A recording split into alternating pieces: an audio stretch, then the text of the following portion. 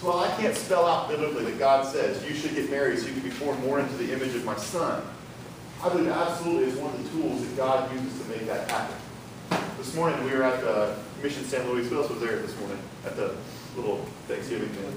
Okay. Anyhow, we went for this Thanksgiving thing. And while they were there was a blacksmith there. And he was working, he was showing the kids how to make a nail. It was kind of cool. What he would do is he would take the piece of iron and he would stick it in coal that was on fire. It would come out glowing hot, and he'd beat it with the hammer, right? And then he'd grab these tongs because it was really hot, and he'd stick it back in the fire again. Right? And he was using that as a method to create a nail. And I think it's a great image for what I'm trying to articulate here in a marriage. Consider the blacksmith being God. Consider the little fire pit being our marriage. That you and I are the piece of iron sitting in there. And it's hot. There's going to be times in your relationship, if you choose to get married one day, where it's not going to be easy. It's going to be difficult. It's not going to be just cute, difficult, like we'll make fun of the golf game. I mean, there's going to be times where you're going to sit there and you're going to wrestle with whether or not you want anything to do with that person ever again. It happens all the time. There's a reason why over half of the marriages in the world are ending in divorce. It's not simple. It's not easy. And there's going to be a party that wants to quit, that wants to give up, that wants to let it all go. You see those tongs that the blacksmith's holding? That's your covenant.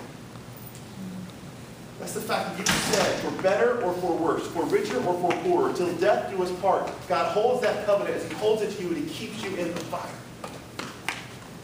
And over time, you're molded into something that reflects His image. That's us. That's the marriage. And so young people, again, it's not about having the opportunity to just find some guy or find some girl. They're going to be handsome, or they're going to be pretty, and it's all going to just be happy all the time. Happiness comes. Reward comes. Blessing comes. Joy comes. But it's within the context of a relationship with another sinner. And that other sinner is unrefined. And that unrefined sinner is going to rub you the wrong way. It's going to make things difficult. Beyond that, beyond the fact that other person is going to be difficult, what happens if something externally happens to your marriage? There's two people hopelessly in love with one another, right? Hey, very wonderful. And then breast cancer comes. Then what? Then what do you do? What about Alzheimer's? You're standing there looking at the person who you said you love forever, and they don't know who you are. Actually, Randy Alcorn's got a great blog, because unfortunately we had one of our Christian leaders say that he believes Alzheimer's is grounds for divorce. And he wrote a great response to it and showed a great refutation of this particular man's position. But his opinion was that because the person with Alzheimer's is no longer mentally aware, that person, now, the stronger of the two, is free to say, I didn't deal with this. Guys, that's just not true. That's just not true. What are you going to do when you have a child and you love that child, you look at that child, you share it with your child, and everything about that child is wonderful when that child dies? What are you going to do? All of a sudden the marriage is just roses and happiness. It's two people weeping together for weeks, months, years at a time. It's you getting through the grief process in one manner, and the other person is still stuck in a different part of the grief process. And every time you look at them, it brings back that pain, and you don't want that pain to be brought back anymore. And every time you see your wife or see your husband, it reminds you of that death, and it hurts. What are you going to do? You're going to just quit? To let it go? Set in and agree to this? It's too hard? It's too painful? The grief is too acute? Because we can't do that. And again, it happens over and over and over again. That's not to minimize. That's not to understate the difficulties that people go through. That's not to understate how hard it is when our child dies or when someone gets Alzheimer's. I'm not saying that at all. God forbid. I'm simply saying that regardless of how difficult the situation may be, we don't have the right to say I'm out. Remember, it's not about me. It's not about my needs. It's not what I'm in it for. I'm in it to bring glory to God. As I conform myself to His image and His command and His words. So young people, if you're not ready for that question, if you're not ready for those ideas, I said it last time I talked to you. Are you not ready to have a child who's born severely disfigured? Are you ready for that? Are you ready for what that means? Have you thought about it? Have you thought about what it would mean to have a child? Gosh, I read a story the other day. A guy who's got he's one of 400 kids in the world, this little boy who has this particular ailment. It's a plegia. I don't remember the names of the two doctors. Dr. Names, plegia. Anyhow, the little boy ages at about a 12 or 13 to 1 clip. So at the age of 1, he's 13. At the age of 10, he's 130. that makes sense. So they're showing a video of this little boy, 8 years old, 9 years old, on his way to die. We're watching the lady talk about the whole thing, and the question I would ask young people, are you ready for that? God may put that in front of you. And I'm not saying you will be. My son's got cerebral palsy, and I can promise you I wasn't ready for that. You know what I was? I was not going to give up on her. Because all of a sudden our life became hard. You know what happens? Statistically speaking, it's some astronomical amount of men bail on marriages when they have a child with a disability. 60, 70, 80% of guys skip town. It's too hard. I can't handle this. I want to play catch with my son, and I can't, so I abandon my wife. Again, in church. We got to come alongside those guys, but at the same time, we have to ground by the scruff of their neck and tell them to man up. Again, my point, ladies and gentlemen, young people, marriage isn't simple, but it's not about you. Marriage isn't easy, but it's not about you. God's got a purpose for it. It's not about making you happy. And if you're going into a relationship or your conversation with your parents about when can I date is about when can I be happy, you are not ready. You're not thinking about it. You're not asking the right questions. You've got to change your approach. Yeah, what do I have to do to become ready? And how do I develop enough maturity to be able to come alongside a woman or a man and humble myself with them? Then what do you do when it's hard? How do you practically humble yourself? What does that look like in your relationship? And those are the questions you should be asking. That helped me become the man. That helped me, Mom, help me become the woman that is ready to be somebody else's spouse. Not, Dad, Mom, help me go find some girl. It's just a different phrasing of the question. It's a different idea. Different idea. The bottom line is there's nowhere in God's design for the dating relationship that's ever about you. It's not about your happiness. It's not about your fulfillment. Share this little story. Have you ever seen the movie The Wedding Planner? Help me out. Again, the only one? Hey, this story's always. Love those romantic comedies. Anyhow, in the Wedding Planner, we've seen this story. It's the picture of Jennifer Lopez. She's designed wedding. She helps people pick out their flowers and their venue and stuff like that, right? And so she's going through this situation where she is trying to set up a wedding for this guy who she ends up falling in love with, right? She can't help it, right? Cupid's arrow hits her and she's totally compelled. She can't do anything. She's just got to be in this relationship because this vortex of love has just sucked her into this, right? So now he's in a relationship where he's getting ready to go through with a wedding, but he finds himself stuck in that same vortex, totally out of control. He's got to be in love with this girl. I mean, he'd be compromising himself if he didn't, right? So they're in this situation and she's torn. Jennifer Lopez is torn. Because at the same time, there's this guy, Massimo, who's in her world, who her parents want her to date. He's a good guy, he's a good stock, he's got a good family, he shares the family's heritage, etc., etc. They want her to be together, and she's struggling. He's grown up with her. She likes this guy who's a friend. And her struggle is she's got this electric, passionate feeling for Matthew McConaughey's character, Steve.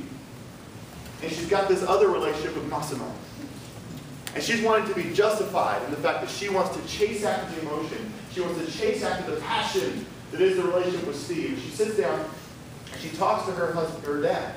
In her relationship with her dad, she wants what her dad had with her mom. She saw in their relationship something beautiful. She saw that electricity. She saw that magnetism. She saw that passion. She saw all the stuff that Hollywood wants to try to recreate. She saw it in their marriage relationship of 50 or 60 years. She said, I want that. I want that. Shouldn't I go and chase after my emotion with Steve? And he drops a bomb on her. When he says to her, the first time I ever saw your mother was the day we got married. We had an arranged marriage. I had to begin to like her. And I had to choose to like her. And over the process of choosing daily to like her, I grew to love her. And as I grew to love her, I began to share that affection and that purpose. And what you saw was the fruit of that. See, that's the deal. Cody Bauckham defines marriage as this. Love is an act of the will, accompanied by emotion that leads to action on behalf of its object. And we have it flipped. We had a love being, it's this emotional pull. And as we have this emotional pull, we'll feel like we want to be nice to some other person. It's just messed up. It's just not true. Look at the Bible. God's model, God's demonstration of His love for us is shown in repetitive commitment. Commitment, commitment. As we shake our fist in His face and we say, we don't love you, we don't want you, we turn our backs from you, He stays with us. He, as the offended party, offers His Son. The one who was offended offers His Son to His enemy. I give you my Son. I want to have a relationship with you, so I will make the step. Guys, the relationship between J-Lo's dad and his wife is much more appropriate to the relationship you should be seeking. I believe this absolutely. I can take any one of you guys. I could go arbitrarily pick a woman, assuming she's a Christian, anywhere in the world, stick you guys to get married, make you be married, and you can be totally happy, totally content.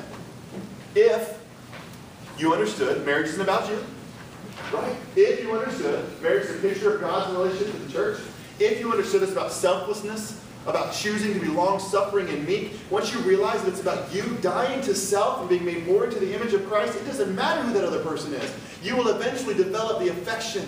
You'll eventually develop the love. You'll eventually develop the passion that you so desire. Now, am I saying you should go and seek some person you're totally incompatible with? No. Right? It's not my point. My point is simply saying that if you understand it's not about you, you can find fulfillment in whatever the relationship is. Because you're finding your fulfillment in God taking glory, in God being proud of you, not you being made to feel better. Simply like this current view of falling in and out of love and dating is all about self. It's all about hedonism, chasing after joy and pleasure. But the biblical view is all about God. It's all about the other person. It's about sacrifice. You don't hear that a lot. Here's the application you take out. Exclusive dating is a relatively modern idea. If you have a debate with your mom, why can't I date? I want to date. You're having a 30-year-old conversation, 50-year-old conversation maybe. Dating is a new thing. It's very much Western culture kind of an idea. It wasn't happening 100 years ago. What happened 200 years ago? This debate wasn't happening. The whole Romeo and Juliet idea wasn't happening that way. Most marriages were arranged. Most marriages were contracted between two parents. How much can you offer for my daughter? We give you 3 cows and some field. Here you go. You can have her. Dowry for child. And marriages were fine. Marriages did just fine. You didn't have the divorce rate because it wasn't about that. But now we've fallen in love with the idea of falling in love. And we have a debate about, I want to fall in love. I want to have it. It's going to make me feel warm. We have a debate about our parents that want to have it. But it's not the right debate. It's not the right question. It's not the right context. This idea of exclusive dating, I can promise you this. You're not ready for it. 16, 17, 18, odds are you're not ready for it. College, you're probably not ready for it. Does that mean you shouldn't do it? Again, this is a paradoxical statement of where Ryan lives. I don't think you're ready for it, but if you're struggling, I tell you to get married. You know? I think that's what God says to do it. If you're burning with passion, go get married. Right? Because again, the basic idea is it's not about your happiness, it's not about your fulfillment. Get married, figure it out. Stay with it forever. Get what you paid for. That's just the idea. But again, we're wrapped up in a whole different model, a whole different mindset. So we're definitely not ready for it. Again, you got to start asking the right question. What do I have to do to become ready? How do I develop in my maturity? Got to get out of the self-centered living. It's right for your parents to set boundaries. It's right for your parents to protect your virtue. It's right for your parents to tell you no. Absolutely it is. They should. It's their job. But it's okay for you to ask, okay, Dad, hey, Mom, what do I need to do? How do you get ready? It's okay. And then with this little illustration. Same one I had last time, so I think it's appropriate. Did you know this? Those of you who are seeking to be married, or those of you that are married now. Do you know that 100% of marriages, every marriage that's ever begun, especially the God-honoring, biblically based marriages, every single one of them has ended in tragedy? Did you know that every single one of them will end in tragedy going forward? It's an inevitability. Every single marriage, if it's God-honoring, if it is biblically minded, you're trying to do the way God wants you to do, will end with death. Will it not? Absolutely will. It's not happy. Right? We can take joy in the fact that we'll see them again. Absolutely. We can take joy in the fact that they've gone to be with the Lord and be happy for them. Absolutely. But you're the one sitting there after sharing your life with someone for 30 years with an empty home. That's not easy. It's a tragedy. See, if you're self. When you get in that situation when Alzheimer's hits, and it's the beginning of the end, and the end's going to be really, really, really tough to bail. When cancer hits, when difficulty comes. The illustration I like to use is the Titanic. You guys are familiar with that, they both the same. Right? They made a movie about it. Also, should have sunk, but didn't. big idea was this boat was supposed to go across the Atlantic. It was supposed to get there. It was supposed to be unsinkable. It was this magnificent ship, right? This claim to man, and it was just like the Tower of Babel, right? God said, well, no, we're not going to have that, right? And so the boat goes down. And in the boat going down, what happens is it starts to sink. I don't know how much the movie followed the historical pattern, but as the boat starts to sink, it's this long, drawn-out process of like, crisis, settle, right? And you got this whole drama playing out. The whole movie, I mean, what? 10 minutes of the movie, the boat's sinking. And the next 2.5 hours is just this ongoing agony of the boat slowly going down. Let me tell you what. Most of your marriages are going to kind of be like that. And there's going to be times where it's great and it's joyful, but it's going to be boom, crisis hits. What do you do? And you know, if you're doing it the right way, it is going to the inevitable end of somebody dying.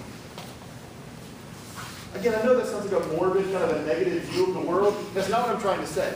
I'm trying to simply say that it's an inevitability. And until you can get your mind wrapped around the purpose and the idea of what the marriage exists for and what your role to play in that marriage is, you're going to be disappointed and you're going to want to quit. But if you can get the right perspective, not only will your marriage be fantastic, but the relationship you have leading up to that marriage will also be. In that movie, when it began to get tough, if you see what happened, they started fighting with each other, pulling out guns for who's going to be in the lifeboat. And the lifeboat leaves. And if the history is correct, those people that were in the lifeboat, they got the heck out. And they left a whole lot of people to die in the water, didn't they? Is that any different than a child being born with a disability and the dad bailing? Leaving a wife to struggle, to figure it out on her own? Is it any different than a wife who maybe isn't as physically responsive as the husband desires? And the husband bailing, leaving her alone? Is it any different than a wife being married to a guy and the guy maybe isn't successful? Life hasn't gone the way he planned. The job, career path has kind of plummeted. And they're living in a single wife. And it's not the dream she hoped for. Her to say, you know what? It's not what I hoped for. Just bailing. Is it any different? I don't think it is. And there's two images in that movie that I want you to see that I think paint a picture of what it is. The first one is that trio. You've seen the movie? There's these guys, and they're all kind of panicked. People are screaming, and bodies are like falling everywhere, and it's just this horrible agony, right? Catastrophe. And these three guys who are in charge of playing the music, to entertain the guests, to provide for them some sort of comfort, they sit together and they realize, what are we doing? The boat's going down. Who are we going to kid? We're in the middle of the North Atlantic. Like we're going to swim for shore. They kind of have that epiphany. And they realize it. And they realize they're going to just stay. And so they sit down, they get their chairs, they undo their instruments, and they begin to play. And they start playing music. Right? Because they realized they were in that deal, and there was a purpose. And their job was to stay true to their purpose. And more importantly, their purpose was not about their happiness. They were there to serve the others. And that's our job. Our meaning everybody. Your job and your spouse's job. Your job and your eventual spouse's job is to be completely committed to the idea of honoring God and serving the other person. And then the image that we all yearn for is that scene of that couple of that 80, however old they were. Physically incapacitated. They're not going to go run up the stairs and survive the freezing water and climb through all that kind of stuff. So what do you see? You see the image of this man laying in a bed, small little bed, with his arms wrapped around his wife. Old. She's crying. He's holding her. And the water is raging. Eventually, they're going to die together. That's awesome. You know what I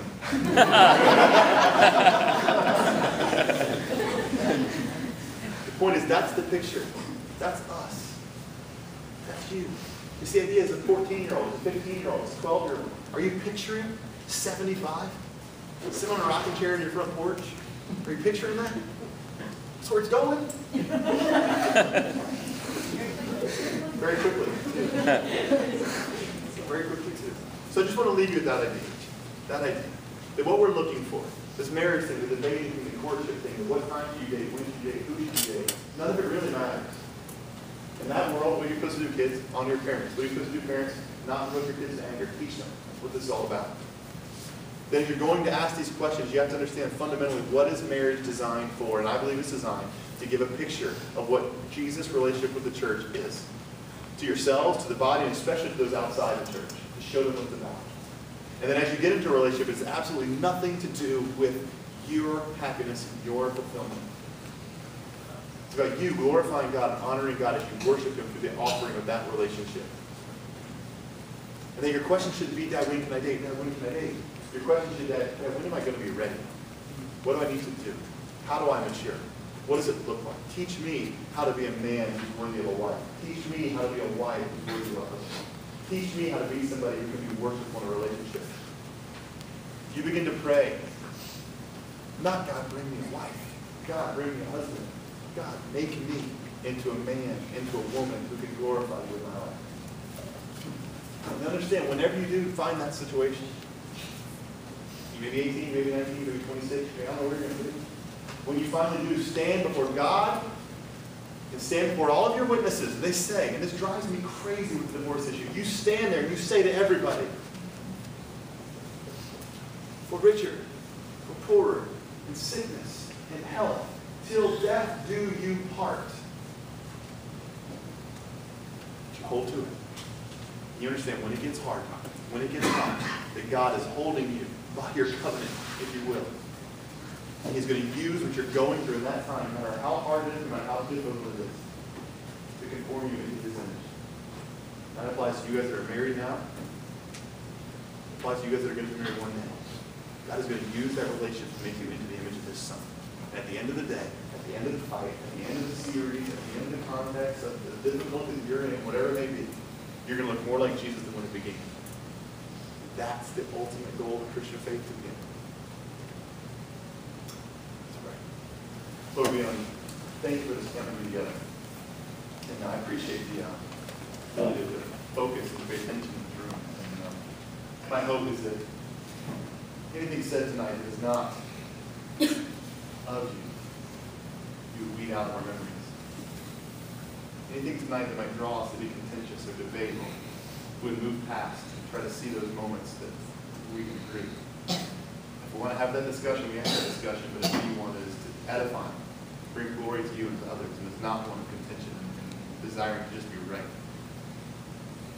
I want to pray for the young people in this room. I love you put inside of us a desire for the other spouse, for the other gender. Desire to want to be married one day. I believe that's beautiful. I believe that's good. And I believe that's from you, Lord. Lord, don't let that arousal awaken too young. And those that are considering this and wondering about this, Lord, begin to prepare. Give them the boldness to not let this conversation go in one ear and out the other. But they go home tonight, maybe, while they're sitting in their car riding home, they begin asking their questions to parents and tough questions. What do I have to do? Mom, Dad, what do you do? Dad, how do you lead spiritually at home? Mom, what does submission look like? What does headship look like? How can I become like that? Or let them learn. Let dads teach. Let moms teach. And I pray that every marriage that's in this room, I pray against division. I pray against selfishness.